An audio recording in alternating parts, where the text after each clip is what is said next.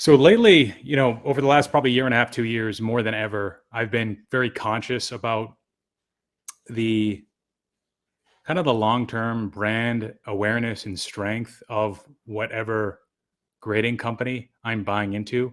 So Yeah. like a Beckett Slab, I'm being more careful with the subgrades on a Beckett Slab. I'm actually trying to avoid and talk myself out of buying Beckett cards unless it's like a really short-term flip, like within 6 months or so. I tend to hold cards like between 6 to 18 months on average, probably. So even like with that, I'm very conscious of, is something going to happen with the Beckett brand? Already there's been a slow depreciation of values and I guess depreciation of their brand as well. Um, Most recent thing was probably the whole new grading scale kind of like hoax. Oh, we were just kidding. Them saying that they interviewed a lot of their customers and they got a lot of feedback, and then them saying like, oh, never mind, we're going to have news come out next week. Oh, never mind, the current grading scale is going to stay the same and we're not going to make any changes for an indefinite period of time. So it's like, what are you doing? But clearly there's been management issues. There have been for a number of years now. And I don't know, man, like a lot of people thought during the pandemic that PSA 10 selling for 2x over BGS 9.5s, or in some cases more, like 3 to 4x for some other segments outside of modern baseball. I'm definitely understanding of that fact. Like a lot of people thought that the BGS 9.5 Gem Mint was just the same grade and it was just undervalued, and that people were making a mistake buying the label. And I think in some cases that's true, like PSA 10 versus PSA 9, that multiplier has shrunk since that ridiculous bull market, but it hasn't shrunk with PSA 10 versus BGS 9.5. It's actually expanded, I think. So what are your thoughts on, because I know you buy a lot of 90s cards, and with Mhm. that, sometimes your only option is probably Beckett. So like, how do you treat like the choice of going for PSA 9 versus BGS 9? Or do you think about long-term values and risk? Like you might not just lose on the card and the player. I mean, Griffey's retired, so you probably won't lose on the player, right? But theoretically, some of that value and some of that appreciation is tied to the player. Some's tied to the card, but some's also tied to the grade and the grading company. So what are your thoughts there? I think it comes down to the card you're buying. So if the card you're buying is a serial numbered card, a popular card in demand, there's only so many of them, then sometimes the grade or the slab doesn't matter. You're really looking at the card, right? That's that whole buy the card, not the slab mentality. You're imploring that when you're looking at those types of cards in the 90s, those out of 25 or out of 10 or out of 91 or whatever they are. If they're a big enough card, you're like, I just want to get what I can get. That said, you always want a PSA over a BGS. You just do. I liken it to the electric car push and movement that we're seeing right now. When you think of an electric car, what do you think of? Tesla, right? Oh You think yeah, of for Tesla. sure. You don't think of anybody else. So, and the reason I'm using that as an example is if you think about when everybody's paying attention, the forefront, not the laggard, the sort of the pioneer in the movement is usually the one that gets a lot of the attention. Now, PSA, if I'm not mistaken, were the first before Beckett, and then Beckett comes along and they take market and they kind of hold it for a while. Now PSA catches back up and takes over. Could be wrong. Correct me if I am. More or less. But if that's the case, because the Honus Wagner was that first card, right? I think the reason I'm trying to draw a conclusion to the fact that the boom happened, right? The boom happened with cards, the second boom in 2019, 2020. It led up in 2018, but 2019, 2020, 21, 22. During that time, there was no mistaking the fact that PSA 10 reigned supreme, and they still hold it now. I believe since we saw such a growth in the market with PSA 10s being valued over a BGS 9.5, a Gen Plus, all of that, I feel like that has cemented itself enough with all of the new people like myself coming into the hobby going, I want PSA 9, 10s over a BGS 9 or a 10 for most cards. I'd like it for all cards, but you settle for BGS 9s and BGS 8.5s or 8s, depending on the card, of course. But yes, the preference is PSA over BGS. I think long term, you want to have a PSA slab. I'd rather have a PSA 9 over BGS 9. So I think since everybody came in, they're going to want that. Their PSA is going to, they're going to be the market leader. I don't see BGS catching up. BGS also kind of shoots himself in the foot.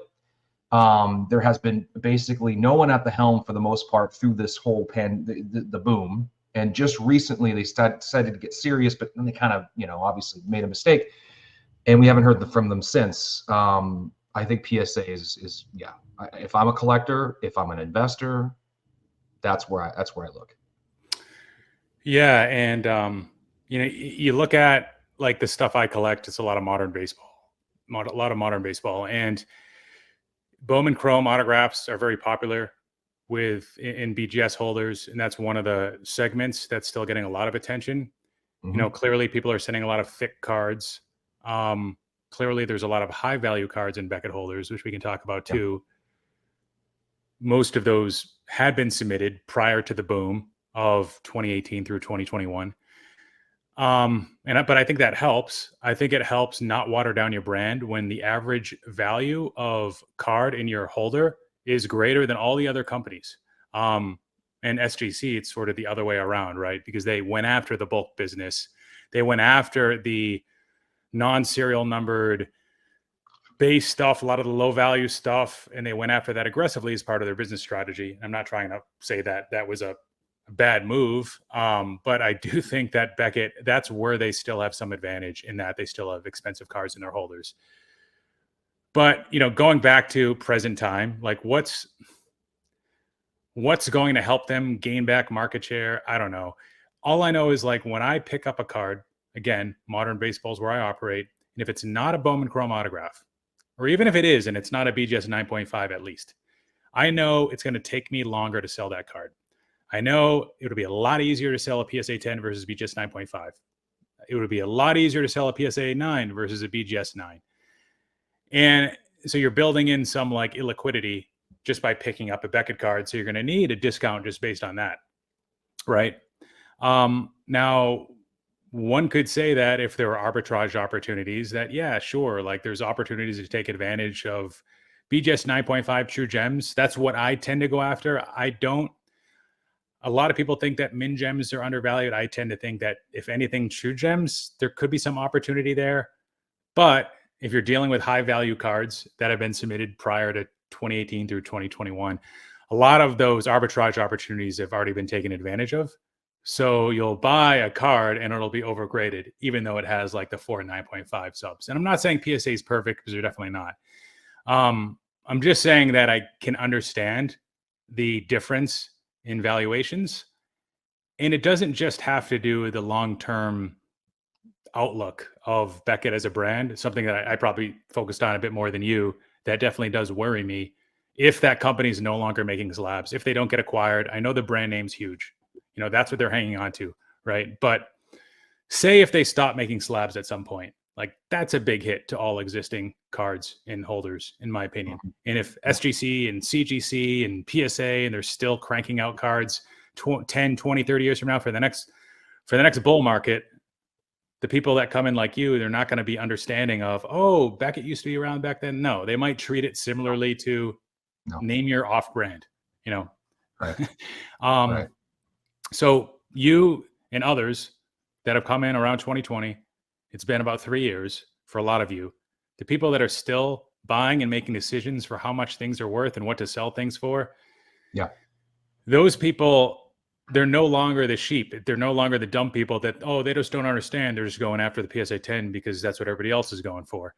I would argue that the average experience of a collector, people that are in the hobby now, is greater than 2020. And it's because a lot of those folks that left after 2020 were the people that were fairly new. So of those that have survived, some of the more savvy people have been those. And you can't use that excuse anymore. You can't use stupidity. To be frank, you can't even use, like, well, I don't know if you want to go there, but, oh, the fact that PSA chose a 10 and Beckett chose a 9.5 and people want 10s. Okay, maybe there's something there.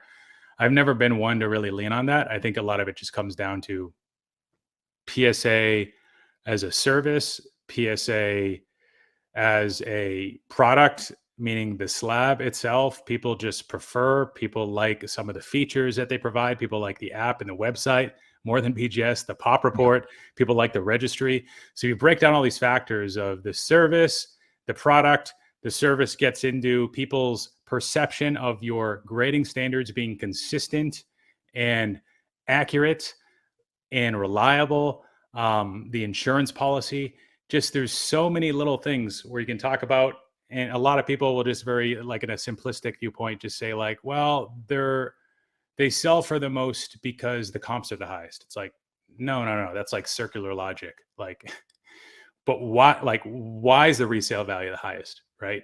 Why are the comps the highest? And it comes down to, and how do they separate themselves from Beckett? And I mean, Beckett held their own over PSA, like you mentioned, and they had a 9.5. PSA had the 10. So it's not just because of the number. A lot of it comes down to, like you mentioned, like going silent, right? PSA having the backing behind them, the perceived longevity, like they're, is Beckett a going concern company? Can you make that assumption that they're going to be around 2-3 years from now? No, you can't. I'll also add this too, Phil. I think that people want to believe in a brand. You buy and you invest in a brand, right? When you buy a car, you buy into a brand, the brand that you feel you can trust, the warranty, the service. You buy a brand. When you buy a PSA slab, you're buying a brand. You're buying Nat Turner in a way. You believe in Nat Turner as a collector running a business. A lot of us can talk to Nat. He's very accessible. He has no problem helping you. He's helped me out on a couple occasions. He's accessible. They get things done. No one's perfect. No one bats 1,000. Of course, you're going to always have detractors, but I think you buy a brand, you buy the service, you buy the experience. I think PSA has just got that down to a degree, or at least they lead the pack. I know SGC's got a really good product, but I just think it just took too long. Yes, they made a good effort, but when you talk to most collectors, they go, well, that'd be great if that wasn't in an SGC slab. I think that'd be a this in a PSA slab. It's almost like the logic of, I want a gem plus BGS 9.5 because of what? You want to be able to maybe cross it into a PSA 10, hopefully. That's kind of the logic behind that. And because people are thinking that, they're thinking that because they ultimately want the PSA 10. It's what everybody wants, even if they admit it or not. Now, I want to say that. I'll say that out loud. Maybe I'll be brazen. I think people want it regardless of what they say. I think sometimes people just can't afford it, so they go for the BGS 9.5 with a 9 subgrade. I've done it before. You're just priced out of a 10. And with modern cards, if you're going to play the prospecting game, you and I talked about this, I think it's 10 or nothing, unless you have a really, if it's a gold or a yellow or a red maybe, but you got to have the 10. You have to. And even then you could still lose. But I think it's the PSA. It's this PSA and then everybody else. Yeah. So with SGC, they've done a lot of things right. And one of the things I didn't mention, I talked about consistency and accuracy with grading, but authenticity is obviously huge and a big differentiator for PSA versus everybody else. But SGC is the only one that's in the same ballpark based on anecdotal things I've heard. This thing came back trimmed here, but authentic here. This one slipped through the cracks here. Beckett screwed up again here. Beckett's grading fake cards again. With SGC, my issue is that the value prop for me, I struggle because I'm like, okay, I'm paying a little bit less than PSA. I tend to hold this stuff for 6 to 18 months. Now, my case isn't going to be like everybody else. And I'm, again, in one segment of the market, maybe for Pokemon, well, probably would make even less sense, but maybe for other segments, it would make more sense, like vintage. All sports, vintage sports, say, or when they're doing any of those like grading promotions for like, Bowman for $9 a card or whatever. But like, if I'm going to submit to a non-PSA company, I want a holder, and this is where I go back to service and product. I want the product. If the service isn't as good, well, the turnaround time is pretty good. So that part of the service is good. But if I'm not getting the full PSA experience, and if I'm not getting that resale value, then I at least want a nice looking holder. And even if you do appreciate the aesthetics, the quality is garbage. You can crack it open with a dull knife. Everybody says that. It looks like it's from the 80s. Mhm. And what makes them look bad is these newer companies, even the HGAs and rare editions of the world. But like, I'm mainly talking about CGC, just like a very sturdy holder that really shows off the card. Sure, SGC looks decent with some white bordered cards and maybe some Yeah. cards. And some people really like the black gasket. But I mean, like, if you can pick up, if you know you can pick up a flimsy looking holder, throw it against the wall and crack it into like 15 pieces, is it really that cool? So product, service, they've done a pretty good job on for the most part. Website probably still needs some work. Pop report still needs some work, but all right. So next topic, let's talk about war. So what does war mean to you, Dennis? When people say war, do you kind of just roll your eyes? Do you care? Do you classify yourself as more of a new school thinker or more old school into like the, surface I level don't. stats like RBI, I home don't runs? care. I don't care. Like, are you a relevant player in the hobby? Are you a relevant player in the sport? I mean, you can have the greatest. I mean, we have some people we know that will post about how great war is, and that's awesome. That's what they lean into, and that's great. For my baseball team, yes, I want players with high war. I mean, that's great. I mean, it makes you nervous too because then the replacement's going to be that much less, right? But yeah, you'd like to have players like that on your team. From a collecting investing standpoint, I don't care because here's why. At the end of the day, I don't even know what Ken Griffey Jr.'s war is. His cards are worth a lot of money. There's probably players that had higher war than he did, but nobody's collecting them. I think at the end of the day, if you're investing or collecting cards, what's gonna matter is the player. Are they transcending the sport? I like Acuna in a way because Acuna transcends the sport. He's on commercials. Bryce Harper in a way does too. You see him in commercials. These players have personalities. Their personalities are big. They transcend baseball. Baseball has a hard enough time kind of getting out of their own way when it comes to marketing. So I'm thinking from a hobby relevance standpoint, if you want to be like football, if you want to be like basketball, baseball needs to have those personalities, and personalities are going to matter. War doesn't matter in that sense. When it comes to collectability, I believe long-term value of a player. Julio is another great example. The guy has all kinds of charisma. He's a walking billboard. He's amazing. His cards, I think, have long-term value if he continues to play at a high level, regardless of what his war is. You can have 5 players with better war than him in this generation than him. He will still outshine them, I think, in the end of the day because of his personality, his ability to transcend the game, affect the game in different ways, not just home run derbies, all these things like that. I mean, Randy Rosarina has another guy. I don't know what his war is. This guy's exciting to watch. Does it translate to his hobby market? I don't know. But I think there's only a couple players a generation that are going to transcend because of their personality. Now, the only outlier, in my opinion, are people like Mike Trout, who are just like so incredibly amazing, and their war's high, and they're so good, but there's just no personality, none, zero, zilch, nothing, That's where I was missed going. an Yeah. opportunity. So anyway, that's my thoughts. No, that's good. So you took care of the Trout. That was my first counter argument was like, okay, it helps if you're generational, which is where Griffey falls in. And you mentioned that there's other guys with higher war than him that aren't collected. And I believe Stan Musial, Frank Robinson could be 2 examples of that. Yeah. Griffey, he was a generational guy, the guy till like Bond started, doing his thing. I think it helps if you're the generational player. Right now, you mentioned a few guys that are playing right now. You mentioned J-Rod, Harper's technically maybe an earlier era. If you mentioned J-Rod, you might as well bring up, Tatis till he started cheating, but you brought up Acuna. And maybe there'll be another few guys. Maybe Wander would have been a guy if he didn't do what he did. But like, I think the issue with like, okay, some of these guys are in commercials. That's great. But like, people struggle to quantify what's generational.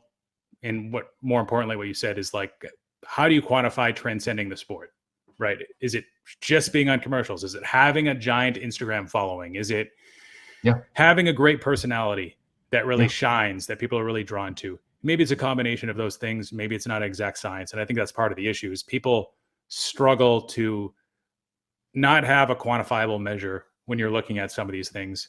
And so they fall back on stats. And with baseball, it's less about postseason accomplishments. It's even less about the market, I would argue. So you're coming back down to individual player performance. And then what do you look at in that case? You're stuck with war Now, the things that suck about war, I'll bring those up because there's probably gonna be some people in the comments that are, maybe have these criticisms.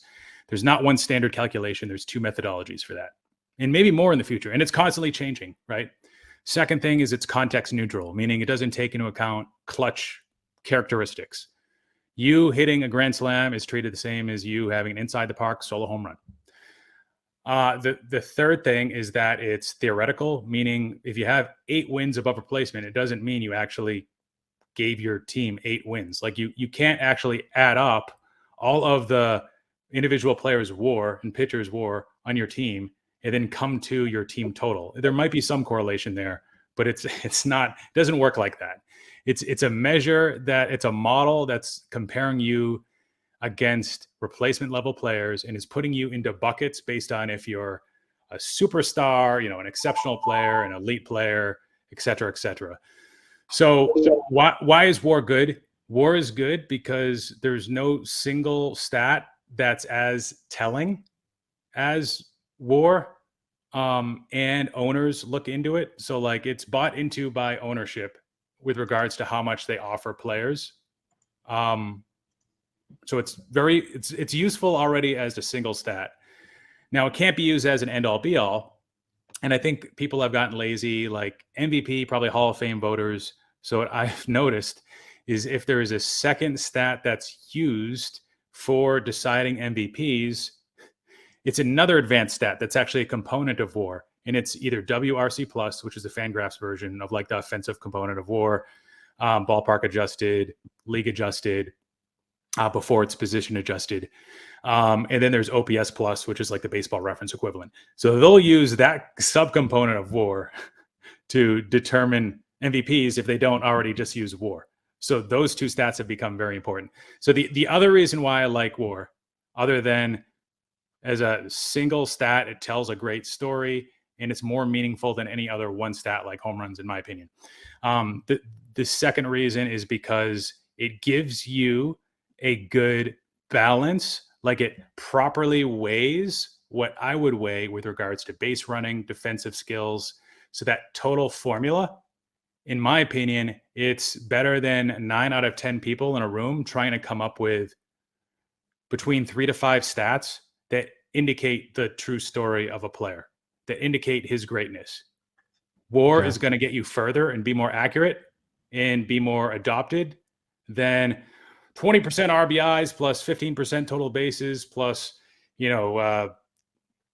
whatever errors, that gives you like minus points, and then we'll factor in home runs and walks and bunt singles, and it's just too difficult. So it kind of goes back to the laziness factor. So, well, I'll challenge that. Why what are you trying to? What's the point of WAR though? In your question, how does it relate to the sports card market of a player? Should it affect the market of a player? A higher WAR, a lower WAR? Is that really kind of what you're boiling it down to, in essence?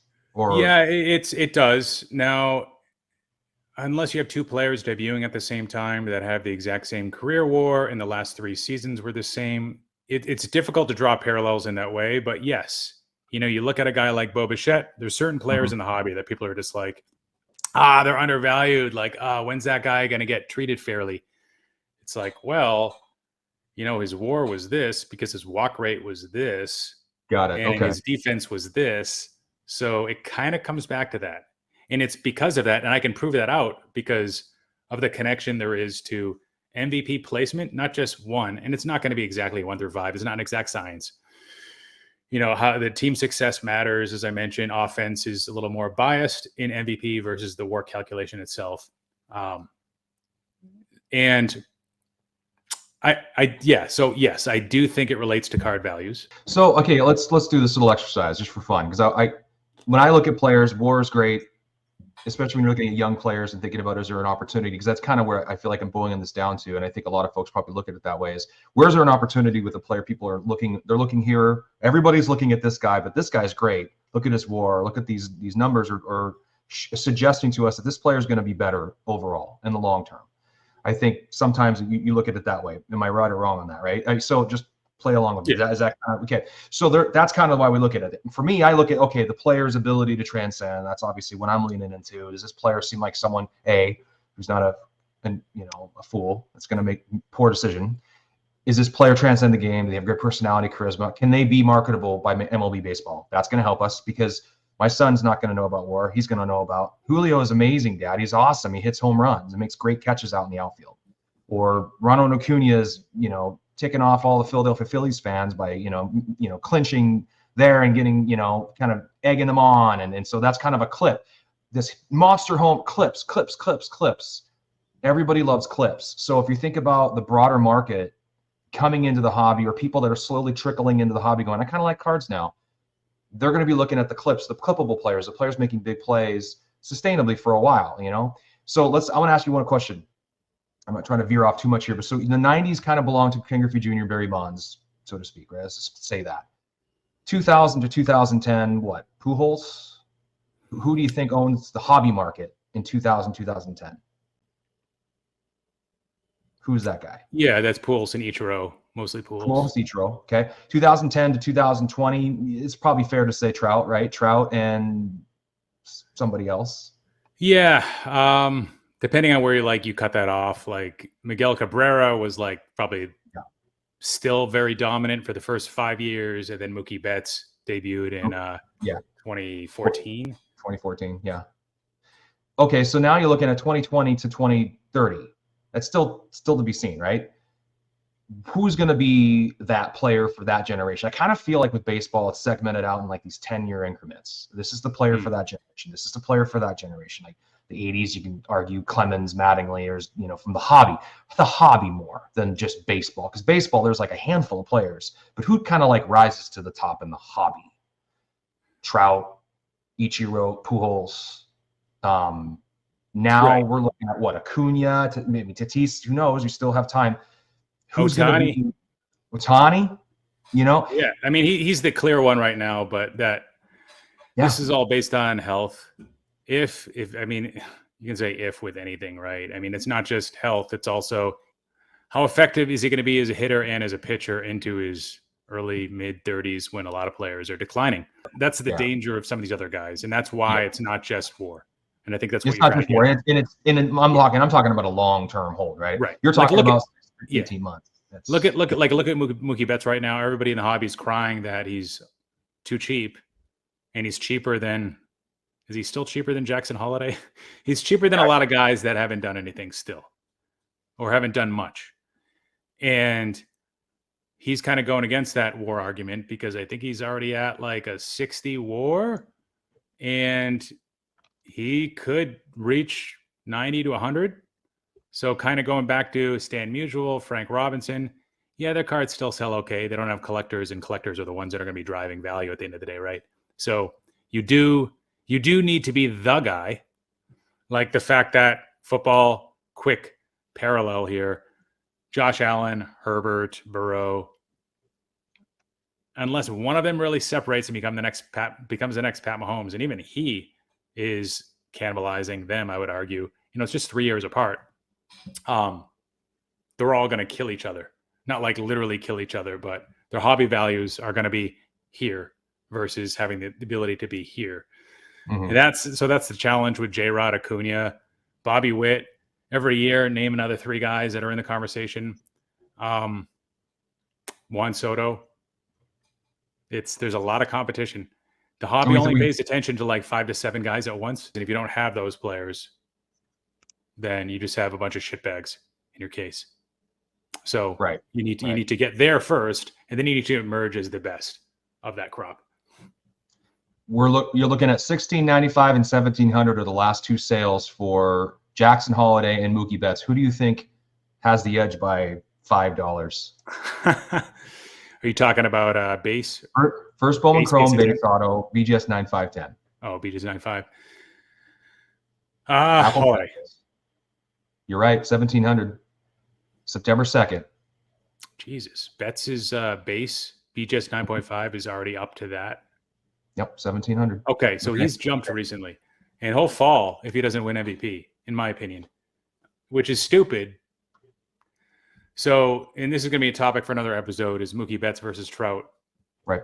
But we'll table that for another time. Let's finish with trying to keep these things nice and short and sweet. I think it's so far has been a terrific episode. I love talking about all these topics. I think the conversation between sabermetrics and just overall eye tests. You know, I think you and I are having a Moneyball conversation right now.